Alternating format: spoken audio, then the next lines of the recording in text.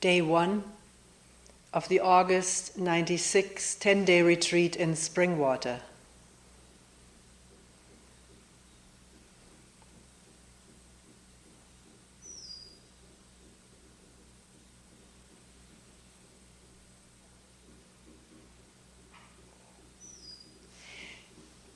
Is one waiting for the beginning of a talk? For something to start? Or is this one whole listening?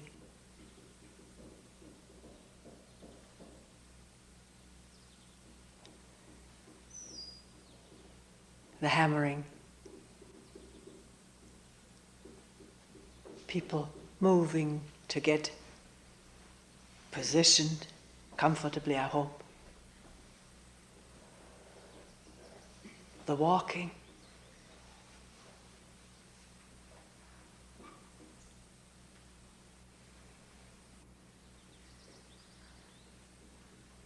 Birds calling.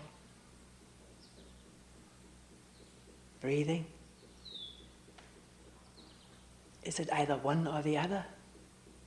Either listening to breathing or to wood hammering, or to the words that are spoken? Or can it possibly be one whole listening?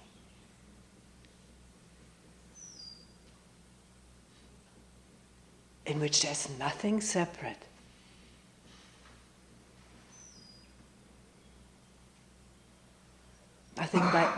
Nothing by itself, isolated.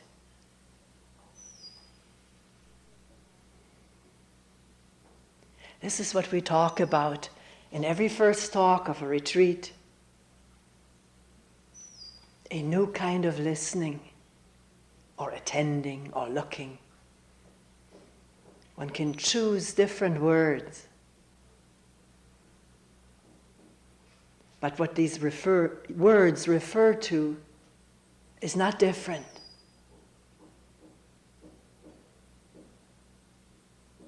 A new kind of being here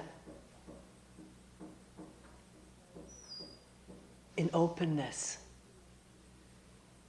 Even though what an instant of openness reveals may be closed-upness, tightness, apprehension, or expectation of better things to come.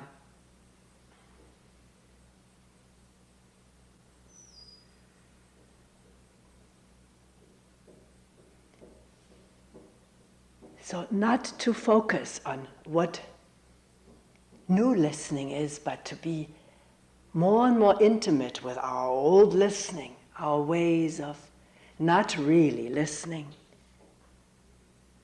but imagining or remembering, thinking, and therefore not completely here with what's actually happening.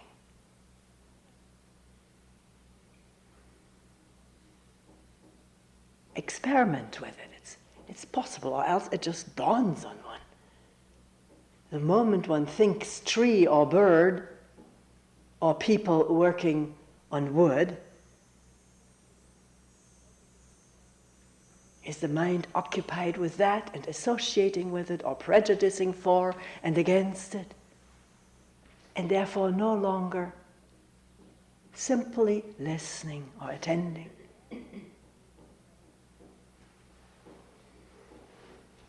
We always want to be in the know. We have been trained this way to know things. Then we are good, then we're approved of, appreciated. Then we can stand out if we know things.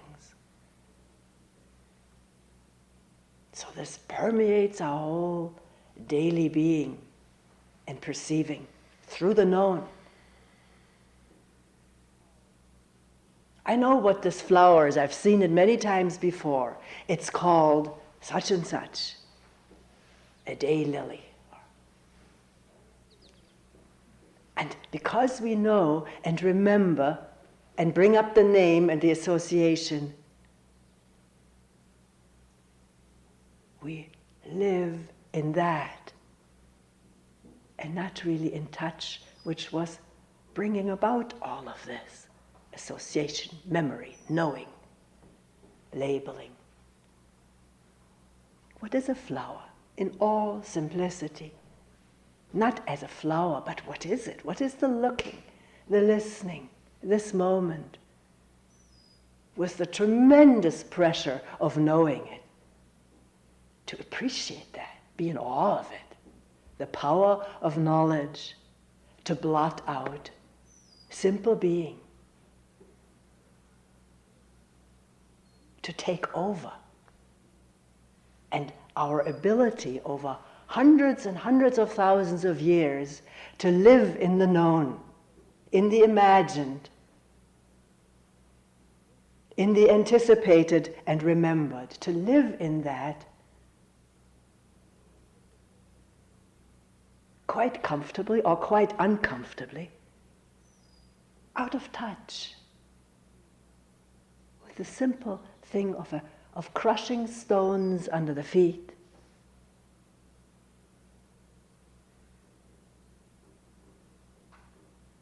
the feel of fresh air on the skin.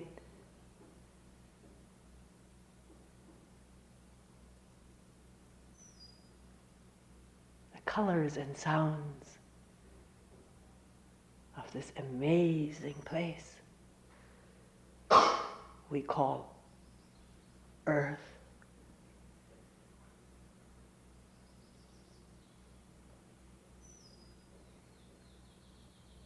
That's why it can be such an amazing thing to enter and live in a 10-day retreat. Because more and more may present itself directly. Cannot be overlooked because one begins to notice one's overlooking. One's attraction and comfort in the thinking zone, in the knowing zone. In questioning it. Not condemning it. Not trying to get rid of it or eradicate it or overcome it. That's not the point of this whole work. There's only one essential point, and it is to be aware of it and let that awareness take care of it, as it does, amazingly. When it's not interfered with by needing to know what to do about something that one thinks is bad or wrong. Already at that moment of thinking this is bad or wrong, to think flower rather than see flower, again involvement in thinking and judging and wanting to be better. Can that begin to present itself?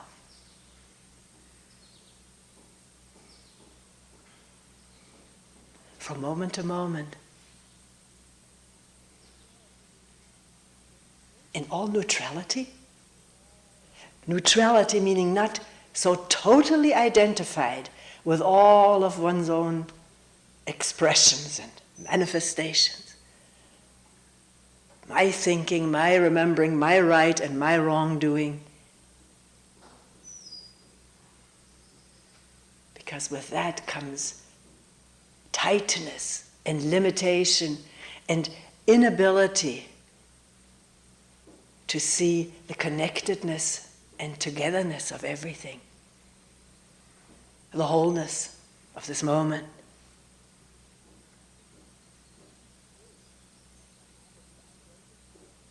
And yet the urge and the habit to identify with what I think and what I do as compared to what others think and do is so powerful, so strong, not to underestimate it one bit. One doesn't even realize how strong it is until it really comes full-blown into awareness. Veritable addiction to identifying with what I think is myself.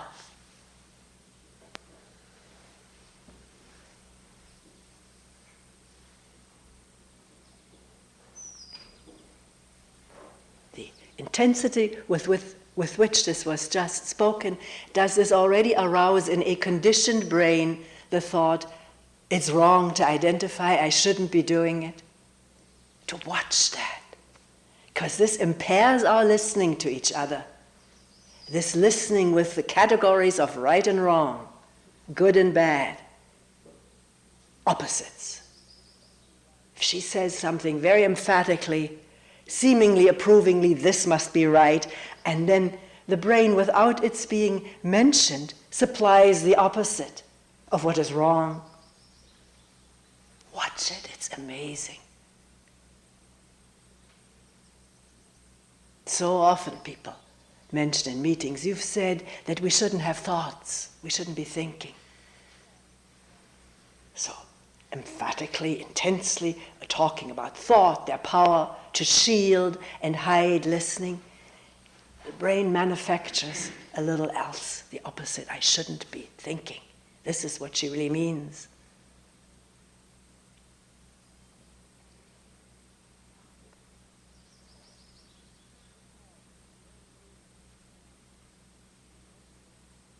It's so powerful, so amazingly strong, that one wonders how it can be possible at all to be out of this prison of opposites, of division,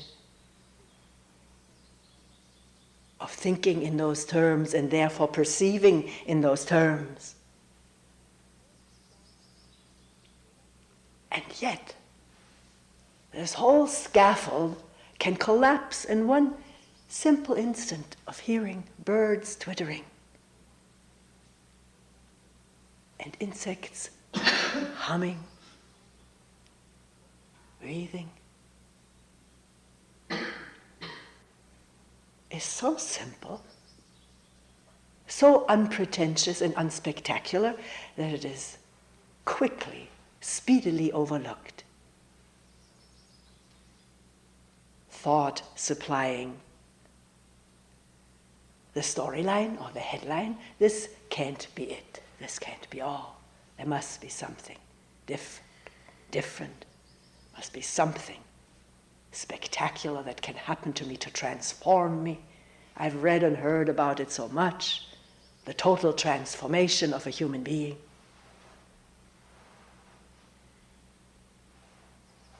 So can one begin to question all these concepts that the mind has built up about what could happen to it, question it, and watch its power,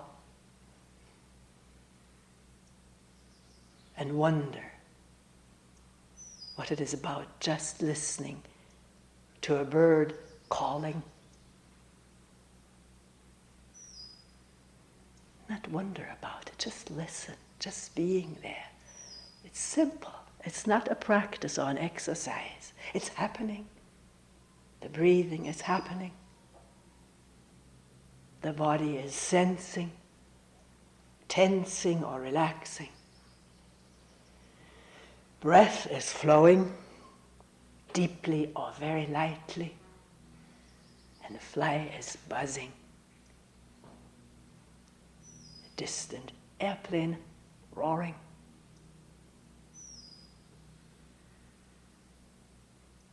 Who is doing it?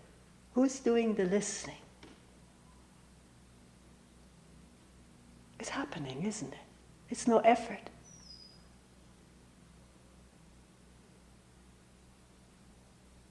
And yet to appreciate the power of habit, to name it, to know it, is so powerful that people tell me, I don't hear something unless I think about it. I don't hear something or see something unless I think about it. This is how it gets even reversed in the mind. Of course, there can be the desire and intention to hear a fly, and one begins to hold one's breath for a moment and not move and listen. I don't speak about that, where one could say, yes, first was the intention to hear a fly or feel the cool breeze, and then stopping and attending and in fact feeling it. But gee, did one have to think about that first, or does the word come so quickly? Bird calling. So one hears the word bird calling happening in the brain, and listen again whether it's possible to discern the difference between bird calling and saying that a bird is calling.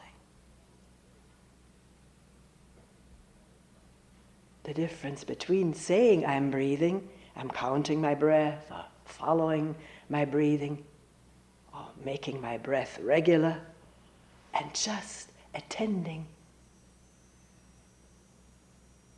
in an innocent way to this cicada piercing in the midst of breathing or stopping breathing. I'm talking currently about it, and yet that talking about breathing and cicada and flies and motors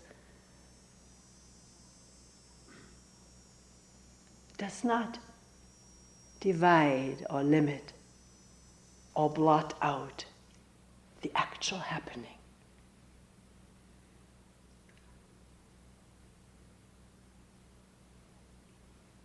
Because there's no desire to do it or to do it well or fear not to do it adequately. That's quiet, and therefore the brain is quiet. It doesn't want anything except it talks to people about what's happening. And that comes quite naturally.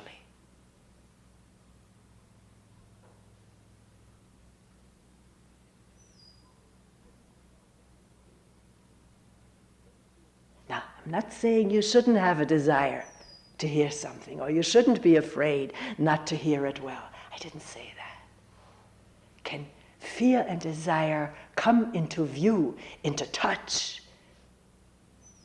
One can feel it, hear it, sense it, see it arise, and watch it freely? Is that possible? Watch it wisely.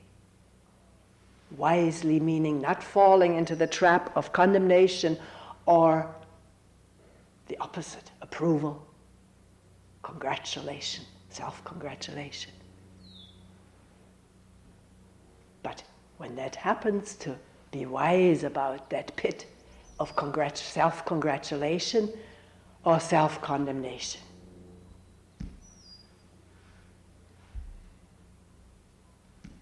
As the plane hums by, it doesn't really hum by, it's just humming. There's no need to know the direction.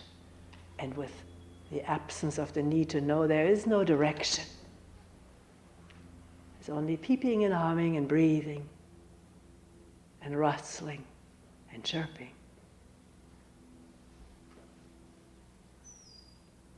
And thinking and wanting and fearing. All revealing itself freely and openly this one moment. Is it? Not that it has to. It may or may not reveal itself.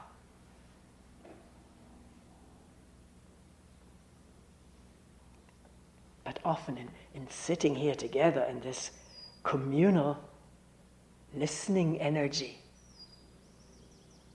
makes things possible that sometimes don't happen so easily when one sits by oneself. Not necessarily.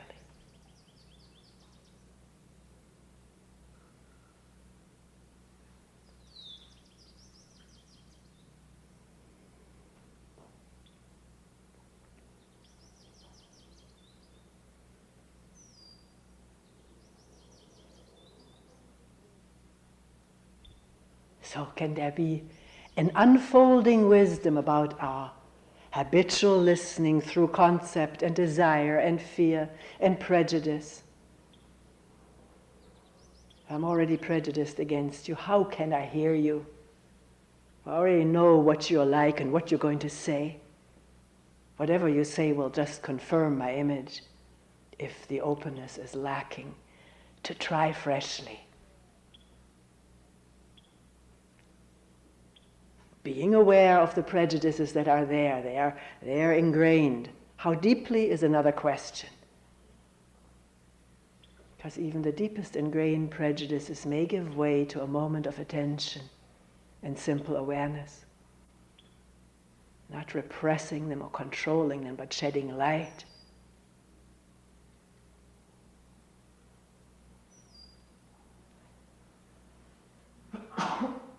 Which has its own marvelously creative ways of operating.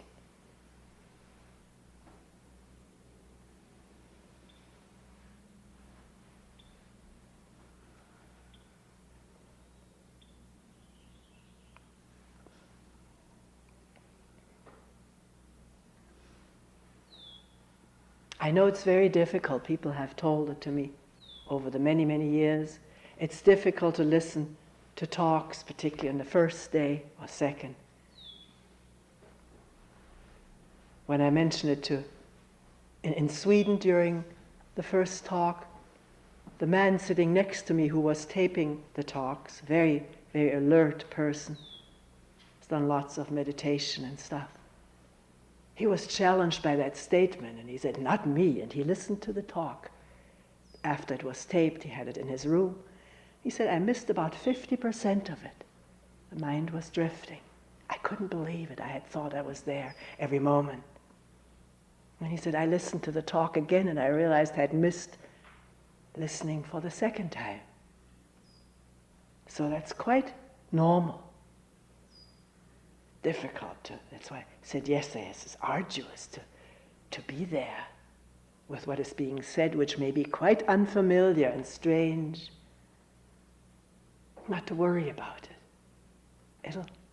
This will change in the course of days. People have often said to me, on day 4 or 5, your talks begin to be a little bit more interesting. And I believed it for a long time and tried to work on day 1 and 2. But since getting this other feedback, there may be all kinds of things involved. So sometimes something hits one so squarely, so directly. And it's clear, it's seen, it's so. And other times it doesn't seem to concern one, which is all right.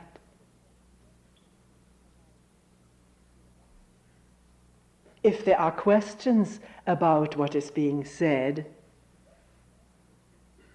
one may temporarily forget it, but it may come up again later on. Maybe one is near a piece of paper and can write it down so that you can bring it up in a talk, in a meeting, both individual or group. Because it's good to question what is being said, not to take it at face value, to think just because this person sits here and has been doing this for many years and has published a few books, therefore she must be an authority. She must be right. That's sort of lethal to this process of inquiring oneself on one's own. Everything that is said and isn't clear must be questioned to see whether it is so or isn't so. Maybe it is not so. I'm not perfect. I'm not infallible. I may not see things clearly myself. So let's approach it together. If it is not clear, look at it freshly or carry it further. I like to hear from people. Which does not mean you have to let me know either. Let this be a free-flowing relationship of friends who respect each other profoundly. Because that describes my relationship with people who come here, or actually with people in general. A profound respect for what we are at this moment in time, and what we are much deeper than is fathomable.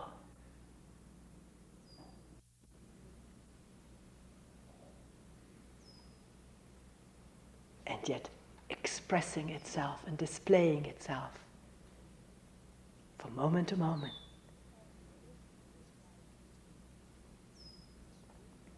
Also, if in a private meeting you bring something up or wish to bring something up that you do not want to be brought up in a public talk such as this, then please let me know, and I will not bring it up, even though I do never ever mention names or try to keep anonymous whoever was the questioner. But if you don't ask for being kept anonymous, then these questions and remarks and comments and findings of people are like rivulets into the stream of talking, presenting on a morning. Some questions are difficult and they work in this organism to try to clarify it and let it come forth in a clear way if possible. If not, then to state that. So we're all working together in this. I don't feel any separation. And I mean that. I don't just say that glibly.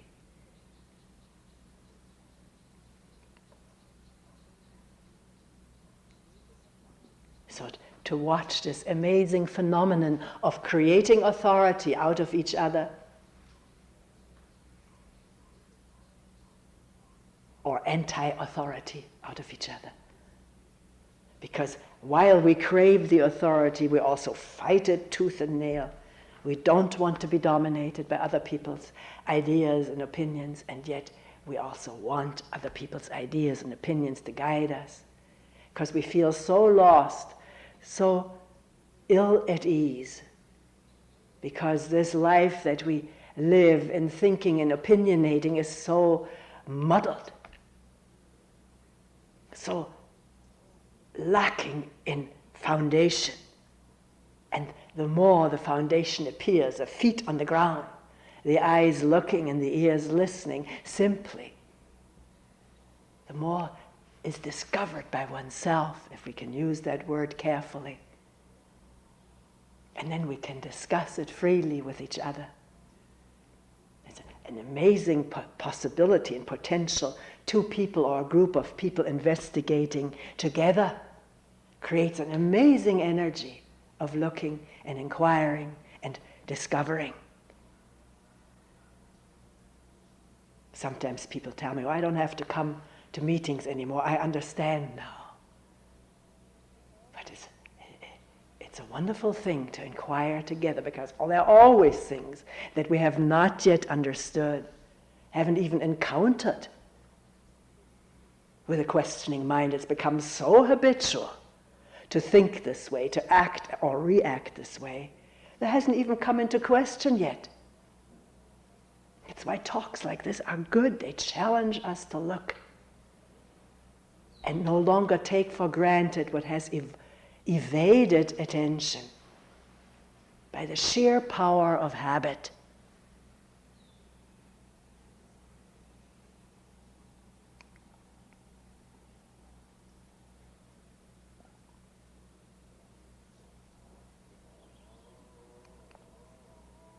So this retreating here together has a twofold aspect. One of these two aspects being to become increasingly intimate with this shell that we think is our life, with the perception of my life, my reactions, my conditioning, to be more and more in touch with it, wisely, understandingly. So one isn't constantly confused and deceived by it. deceived into reactions that one later regrets. And the other is to be in touch with that quietness and stillness, the spacious openness out of which this looking can happen, this listening, with fresh eyes and ears.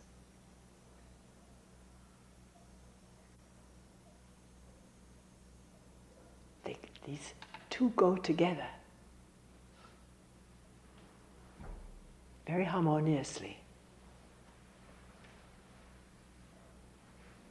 Well, sometimes people feel I don't talk enough about the absolute,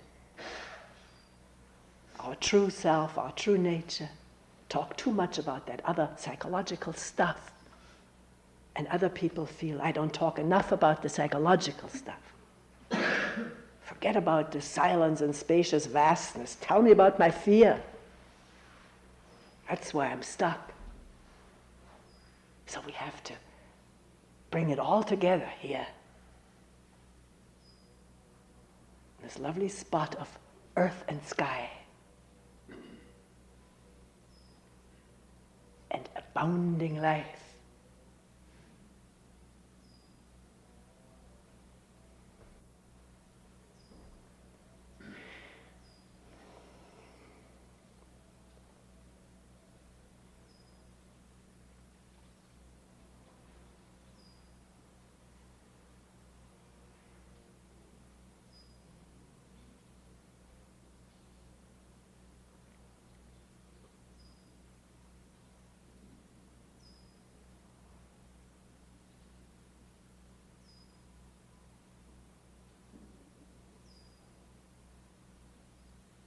So this, coming back once more to this matter of creating as well as fighting authority.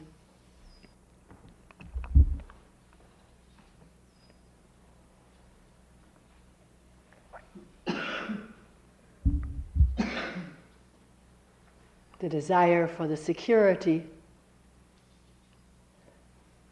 of finding someone who tells one what to do, who tells one about oneself and life and the universe and God and the sacred, and believing that the comfort of being in that presence, at the same time a deep innate yearning for freedom, freedom of all ties that would dominate one,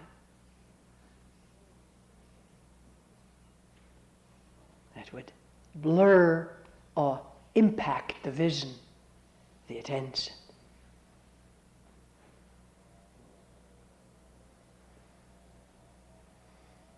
So, does that present a problem?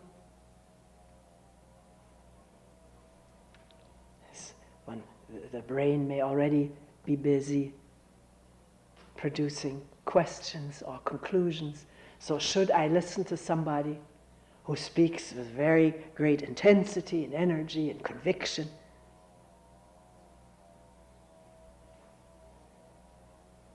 Rather, not listen to that. I may be influenced to believe it, to follow it.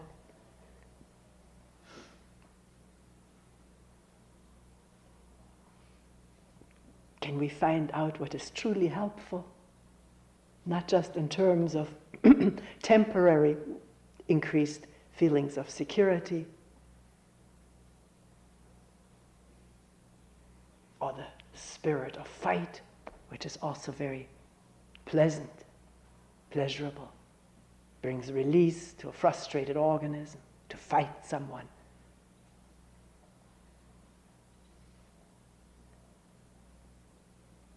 To find out what is helpful for finding out more about myself, for really truly gaining some insight about this moment-to-moment aliveness or deadness.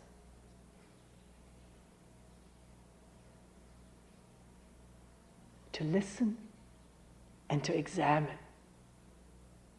to wonder, not to accept or to reject, but to allow being challenged, maybe even agitated, and looking and listening out of stillness, the stillness of not knowing the right answer. That's a marvelous thing when that really presents itself, not knowing, and not a discomfort with what not knowing, but the darkness and vastness of not knowing, because it's without any conclusions. It's free to look freshly.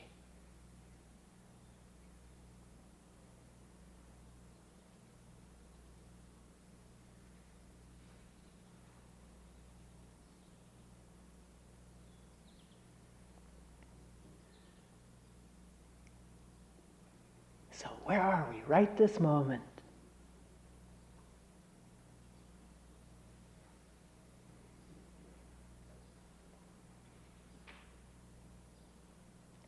Is the brain trying to produce an answer, or does the question just open up a fresh listening without needing to know the answer?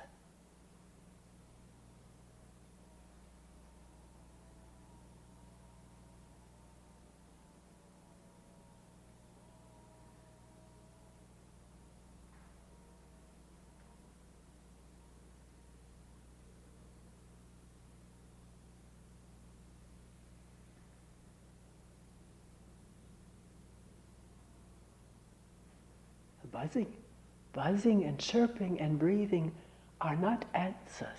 They're what's happening freely, quietly.